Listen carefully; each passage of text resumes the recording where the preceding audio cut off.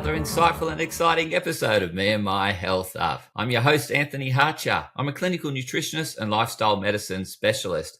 The purpose of this podcast is to enhance and enlighten your well-being. And today we have a very special guest coming on the show. It's Dr. Lycka, and he is a cosmetic dermatologist. He's more than that. He's a keynote speaker on motivation because of his story, his backstory of how he overcome a terminal illness and he's endured through hardship, and he's really inspiring others today because of this journey he's been on. So he's going to impart wisdom with us today in this episode on how to break free of victimhood and go on a path of empowerment, personal empowerment, so that you can thrive. So without much further ado, I'd love to welcome you into the discussion I'm having with Dr. Lycka. Welcome on the Me and My Health Up podcast. How are you, Dr. Lycka? I am fantastic. What about you, my friend? I'm doing just the same. I'm doing that really fantastic and awesome. The sun is shining here in Sydney. It's a wonderful day. And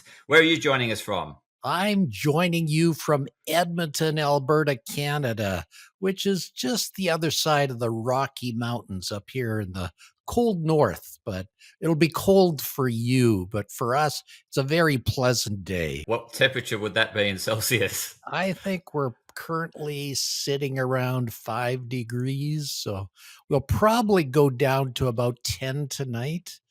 But, this time of year is the changing time.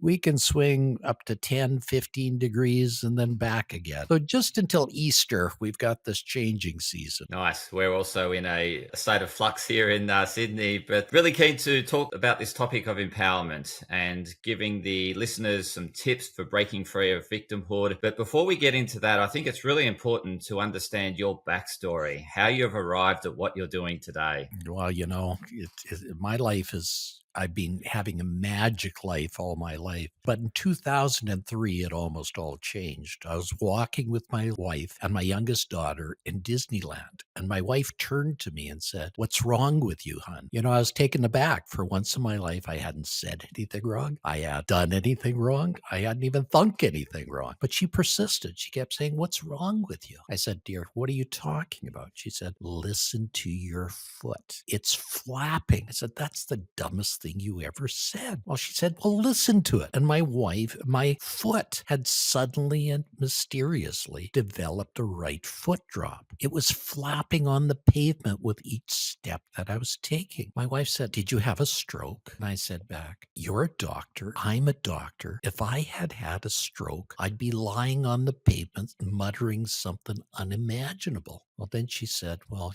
when we get back, you better get it checked out." Well, Tony, when your wife tells you to get it checked out, what do? Get it checked out, for sure. Yeah, exactly. So I started with friends that were doctors. They sent me to more doctors and more doctors. And they did brain scans. They did CAT scans.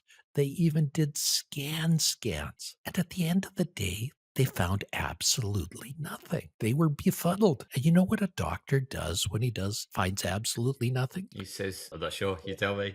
He does tests and more tests and more tests. They did bone marrows. They did LPs. They did EMGs. I think they even invented some tests to do tests back then. But at the end of the day, they found absolutely nothing. So they sent me to a world-leading neurologist, the brain guy, the guy that had the answers to all these complex problems. So I walked in and I said, "Hi." He said, "Hi back. You better be sitting down when I tell you this." I said, "Why?" "I have a dropped right foot." He said, "No, you don't. You have ALS, Lou Gehrig's disease. Get your affairs in order. You have 6 months to live." I was taken aback by all that. And I asked him, "Is there a way to prove this diagnosis?" He said, "Of course, on autopsy." I told him, "I'm not going to die to prove you wrong." I left. I slammed the door. And somehow I made it to my car. I cried for hours. Somehow I made it home. I walked in. I told my wife this terrible diagnosis. And she said, "He's wrong. I don't know what you have, but you don't have ALS." But when this happens, you get hit like in the gut by all this. You go through the phases of dying that Elizabeth Kubler-Ross wrote in her book on death and dying. And I was dying. You go through anger. You could bite the head off nails. I was angry at my wife. I was angry at my children. I was angry at my dog. I was angry at my staff, but I couldn't tell them what was wrong or they might abandon me. I went through bargaining. Oh God, please don't let this happen. I'll do anything if you don't let this happen. But I didn't think he was listening back then. And then you go through denial. Denial is when you deny anything is happening. So I'd work 12 or 14 hours a day. I worked hard. And I said, oh, all I've got is a dropped right foot. It'll get better. But it didn't. And it progressed. My right hand became involved. And that was a problem because I was a right-handed surgeon. And I couldn't hold the instruments that I used to. So I became a left-handed surgeon. I learned to do everything with my left hand that my right hand could do. And you know, if you repeat anything 10,000 times, you get very good at it. And I became very good at it. But back then, there weren't even the surgical instruments to do the surgery back then. So I invented left-handed scissors. I invented left-handed instruments so I could do things that I needed to do. But you know, at the end of the day, you get very depressed. Have you ever been depressed, Anthony? Yeah, definitely. There's no doubt. Certainly in those teenage years, there was periods there. Yeah. Oh, yeah. Well, I was very depressed. You know, those are the dark days. You can't eat, you can't sleep. You'd stare at the ceiling, not doing anything. Why? You're going to die anyhow. So why do anything? I got so depressed. I had a plan to kill myself. And I want to address the listeners out there. If you feel that you have everything's black, don't do it. Seek professional help. There are people that love you and care for you. Never give in to that because in your deepest, darkest hours, there's always hope. And I went to my wife and I said, dear, what do I have? She said, I have no idea, but you're smart. You'll figure it out. I said, dear, I've seen every doctor I know. How can I figure it out? She said, perhaps you haven't seen the right doctor yet. Well, back then in the early 2000s, something new was invented. You might have heard about it, Anthony. It's called the internet. Have you ever heard of that? Yeah, right. Yeah, right. Well, but back then you had to get on by dial-on connections. Your phone would get on a cradle and it would go ria, ria, ria for 15 minutes. And if you got to the other side, you could communicate. But you had to communicate by a primitive language called DOS because there was no memory in computers. There was no Dr. Google. There was no Dr. Yahoo. And you couldn't really get to the other side. So once you got there, you needed somebody to help you. And the internet is much like it is now. It's got the world's best resources, but it's full of garbage cans. And you can't tell the garbage cans from those great resources. But we found a doctor in Colorado Springs, Colorado, by the name of David Martz, who had a story very similar to mine. But he was dying. He got so sick within 2 weeks, he was on his deathbed. And doctors from around the world were coming to say goodbye to David because he was so loved. And a doctor came up from Texas and he looked at David and said, I do not think you have ALS. David said, what do I have? He said, I think you have chronic Lyme's disease, said Dr. Harvey. I think you've been bitten by a tick and it's causing this disease that's mimicking ALS. Well, David whispered, what do I do? Dr. Harvey said, nothing. I'll start you on treatment. And if I'm right, you'll get better. And then a miracle happened. He started on treatment. And like Lazarus, he arose from the dead. And within 2 weeks, he was back to normal. So I knew I had to get in touch with David. So I phoned every hospital in Colorado Springs, Colorado. And I met up with him at the Methodist Hospital. And we talked for hours. And he said, can you come down and see me?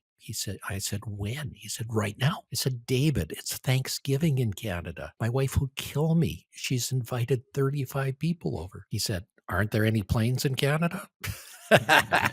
So I went to my wife, my hat in my hand, and said, dear, I'm not going to be here for Thanksgiving. She said, why? We have 35 people coming over. I said, dear, there's a doctor in Colorado Springs that claims he can help me. She looked at me and said, what are you waiting for? I'll pack your bags for you. I'll drive you to the airport. Come on, you're wasting time. Wives, I don't know if we'll ever understand them, but it's great that they still love us regard. I got to the airport. I got on a great flight from Edmonton to Denver, 2.5 hours. It was magical. Then I got on a rinky-dink puddle jumper from Edmonton to Colorado Springs. Have you ever been on a rinky-dink puddle jumper? No, I'm thinking, what is that? Well, it's a terrible little flight, just maybe Ah, 60 people on it. And at the end of the day, the wind comes off the desert and causes eddies. So that's called turbulence. And what happens is the plane will drop without warning. So it'll be flying along and then drop 100 feet. It'll fight its way up and then drop 200 feet.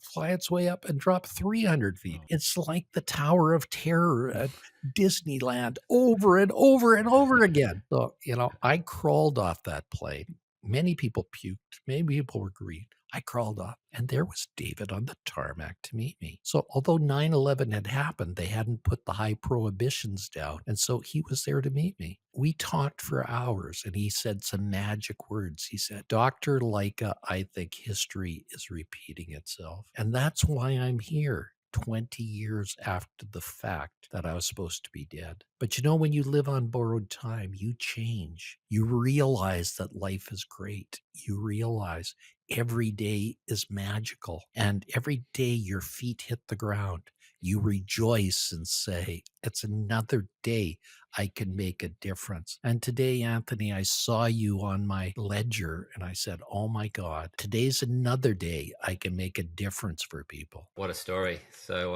impactful. And the fact that you never gave up hope. You're always looking for an answer or looking But for, to yeah. all of our audience out there, everything might be black, everything might be terrible. But the harder the fall, the bigger the bounce. It's not what happens to you, it's what you do with what happens. Remember that. Those are key words for everybody. Now, if you're given lemons, make lemonade. Everything is good if you look at it that way. Change your mindset. Look at the world with rose-colored glasses. Look at the world in such a way that it's positive.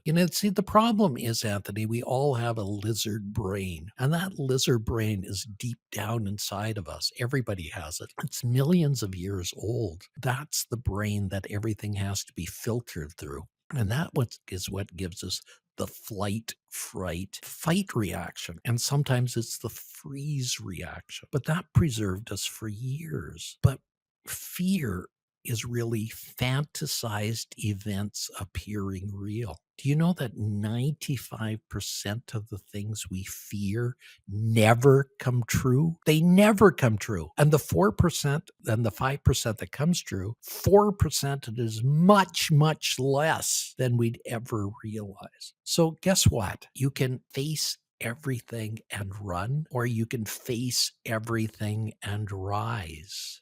What would you sooner do in a fear situation? To me, facing everything and rising is more important. Don't let that lizard brain take over. Don't let that lizard brain literally demand everything in your life. You're greater than your lizard brain. You have this upper brain that allows you to overcome it. And you got any tips on how to shift that thinking from the lizard brain to the prefrontal cortex or the upper brain? Like, because some people can get really, like, if they were hit with your scenario, they could just get lost. Well, And I, the yeah, first thing you do is breathe. And Marines, when they're in the field of battle and the enemy is coming at them, firing at them, might kill them, they're taught to do something called square breathing. Now, how do you do that? Well, you breathe into the count of 4, you hold it for the count of 4, and you bring out to the count of 4. By doing that, you change your fear reaction. You change your panic reaction to a mellow reaction. You literally rewire your brain. Another thing is to meditate every day. Third thing is to visualize. Our brain cannot determine the difference between a visualized event and a real event. So if you visualize the great things that are going to happen, the beautiful things that are going to happen, if you surround yourself by that, it really makes a difference. Surround yourself by people that are positive and love you. Surround yourself by a positive environment. Stop watching the news. News is bad news all the time. Sure, then people say, well, I won't keep up. And I say, what's wrong with that? Do you really want to know what happened yesterday? Because that's what news is, what happened yesterday. Or do you want to keep your mind on the future? Reminds me of a little boy that decided to make some money during the Great Depression. So he decided to put on a hot dog stand. So he's first started a hot dog in a bad location. One of the drivers bought one and said, move to the main road. That's where everybody is. So he moved it to the main road and everybody was buying at 5 cents. So somebody said, these are so cheap. I'd pay 10 cents for them. So he started selling them at 10 cents. And he wasn't making enough, so he sold them at 25 cents. And then he raised it to 50 cents. And people were still buying until somebody complained. And he said, do you not know there's a recession on? I said, a recession? What's that? I can't read. Really, we put these own limitations on ourselves every day. We have this box around ourselves, these little limitations we have. But really, our own reality is much greater than that. Our reality is as great as the room you're in. It's the great as my room they're in. It's as great as the great universe out there. And if you conceive it and believe it, you can achieve it. That's what Napoleon Hill said. If you can conceive it and believe it, you can achieve it. Those things are the magical things. Those are the things that truly make it happen. And you have to believe these things that can happen and know that they can happen. I think that's what everybody should do every day. Get to the point of believing in yourself, knowing yourself. And I know you're going to fail along the way. Failure is a great thing because it teaches you the things that aren't going to work. Thomas Alva Edison, when he was inventing the light bulb, failed thousands of times. And he didn't look at it as a failure. All he said is, I found another thing that didn't work. Now, isn't that amazing? Saying, I found another thing that didn't work. And he kept on plodding forward. And he invented the light bulb. Now, his light bulb was very primitive compared to the light bulbs we have now. But look, that turned our nights into days. That allowed us to do things much greater than just being determined by nature. Now, that is a very positive thing. And that's how the first computer was invented, because it was just an on switch and an off switch. So you have off and on. And that's how these circuits would come. Off, on, off, on, off, on. And when you put those all together, that was the first computer. Now, today with quantum computing, we can have off and on at the same time. So You can have it on, you can have it vibrating, you can have it in waveform, you can have it any way you want it now. You can have it liquid, solid, all at the same time. Absolutely. I was just thinking around that whole thing around belief. And I think as you go along in life, you've got more, I guess, understanding of, when you've overcome hardship and adversity and you step through it. And so you start, like, it's like building a muscle in a sense. But I'm thinking, if you're young, then you've encountered less adversity and it can be a bit more difficult to believe in yourself that you'll overcome it. Whereas I guess as you become older and wiser, you've had more opportunity Well, to. and that's why I love talking to students in schools. That's why I love talking to them before all these false beliefs come on. This is why I love talking to all groups of people, because you can change those beliefs. I just spoke at the University of Peace in Costa Rica. That's a UN-sponsored university. And I spoke to some of the 180 people of the greatest people that believe in themselves, but that believe they can change the world. And those are the beliefs we have to engender. If you can, how do you change the world?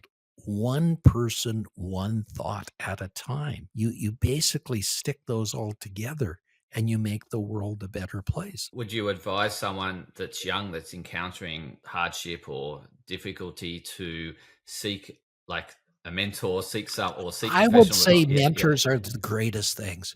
Everybody in their life has had a great teacher that taught them and showed them the way. And everybody should have a mentor. I've had thousands of mentors in my life, but read books. Read ravenously. Books are your best friends. Try to read a book a week because they teach you things you wouldn't know otherwise. They are truly the greatest power on this planet. All that knowledge there, that is just right there. You should read at least 10 pages a day. At least 10 pages a day. You need to move that forward. Yeah, that education or empowerment through education is a key center stone to overcoming victimhood. Listen to podcasts. Listen to shows like yours. Listen to shows like mine. Make sure you spend that time so that you can learn from the greats out there. People like myself are giving this time to you. Check out my website, drallenlycka.com. That's DRALLEN.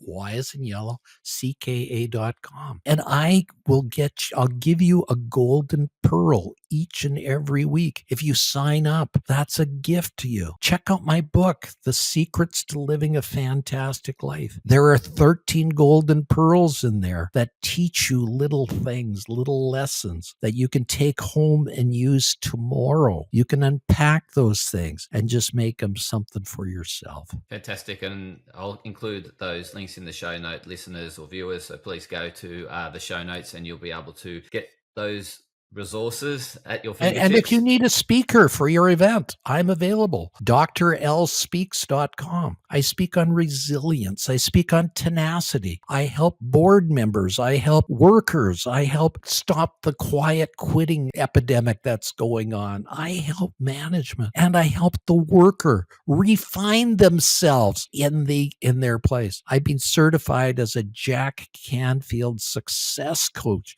to help everybody on their path.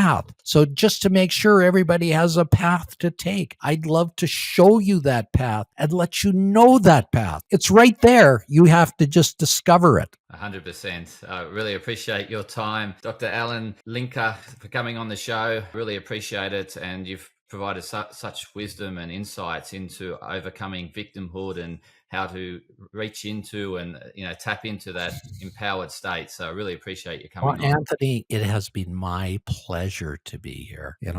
I love the people in Australia. I love the people down under. I've only been there once, but it was an amazing journey. I've been to Sydney. It truly is amazing, blessed place, and people should take advantage and enjoy that area. 100%. And if you're ever down this way, please say hi, and I'd love to catch up with you. I would love to. Thank you again. Thank you so much. And to the listeners, please share this with others that you believe that could really benefit from the wise words of Dr. Alan Lycka, who shared his insights around his journey and how he broke free of victimhood and really lives such an inspirational and empowered life today and empowering others. So he's now passing that on. So please share it with others that could really benefit from his wise words. And thank you once again. Thank you, my friend. Peace.